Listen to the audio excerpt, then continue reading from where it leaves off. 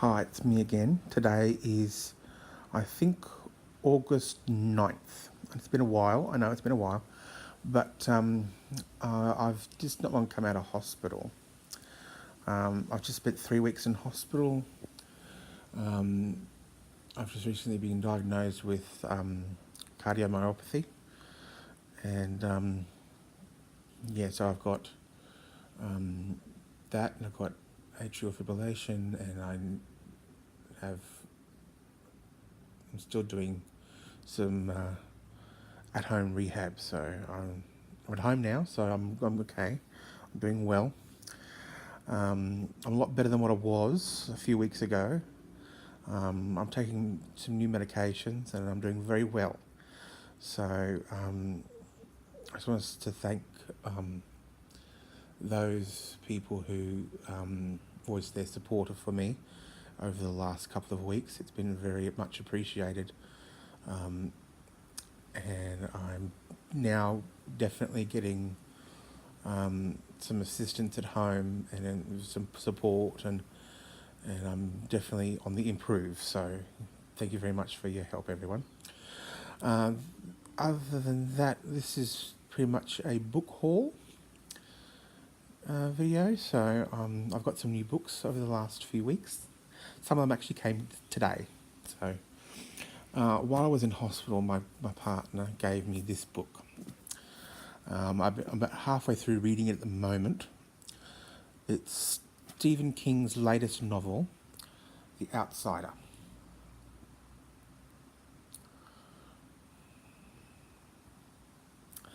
Yeah, it's a bit of a thick book, and I'm about halfway through reading it.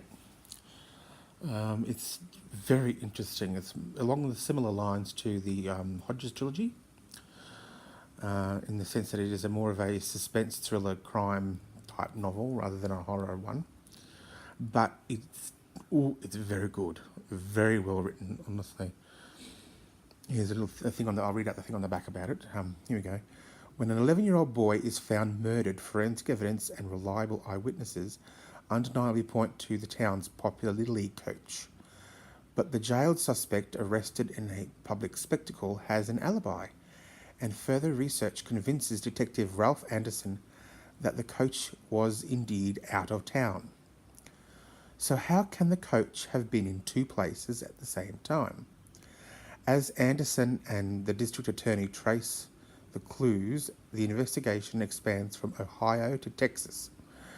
And as horrifying answers begin to emerge, so King's propulsive story of almost unbearable suspense kicks into high gear. The Outsider is a compelling and chilling suspense novel with a unique twist. It will delight all readers of King's best-selling Hodges trilogy. So there we have Stephen King's The Outsider, a breathtaking novel of suspense. There's one. And then these three came today that I bought. Here we go. We have, this one is the first of a series. Is Wilbur Smith, A Falcon Flies. It's the first of a series of the Ballantyne novels, apparently. Here we go, I'll read it out on the back. Dr. Robin Ballantyne returns to southern Africa, the land of her birth, with her brother Zuga. They are in search of the father, a famous missionary and explorer they barely remember. They board Mungo St. John's magnificent clipper. But long before they sight Africa's shores, Robin knows that while she and Mungo will battle with the fury of natural enemies, they are also fated to love each other with all the desperation of those unable to evade their fate. Arriving at the mouth of the Zambezi, Robin and Zuga plunge into the uncharted African interior, experiencing the beauty of an undiscovered land and the terrors of a treacherous guide and hostile tribesmen. But Zuga's desire to seek his fortune and Robin's fascination with tracing their legendary father and investigating the slave trade drives them ever onwards.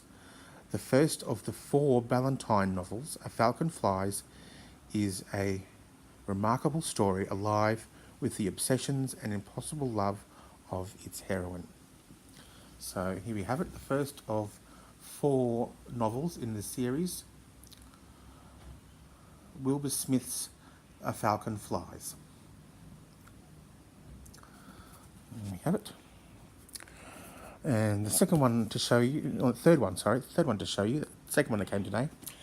This one has been made into a popular movie recently. And it was written probably almost about 14, 15 years ago.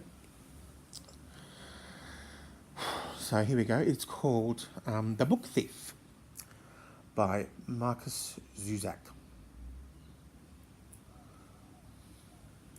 Yes, Markus Zusak's The Book Thief. Many of you may be familiar with the storyline. It is 1939 Nazi Germany. The country is holding its breath. Death has never been busier and will become busier still, unfortunately. By her brother's graveside, Liesel's life has changed when she picks up an object partially hidden in the snow. It is the Gravedigger's Handbook. It is her first act of book thievery. So begins a love affair with books and words as Liesel learns to read. Soon she is stealing books from Nazi book burnings, the mayor's wife's library, wherever there are books to be found. But these are dangerous times when Liesel's foster family hides a Jewish fistfighter in their basement. Liesel's world is both opened up and closed down. Award-winning author Markus Zusak has given us one of the most enduring stories of our time. Markus Zusak, The Book Thief. And then the last one that came today, last one that I will show you for now, is a classic. A classic. People have been reading this for many, many decades, even a couple of centuries. And it is Leo Tolstoy's War and Peace. A thick, chunky clunk of a brick.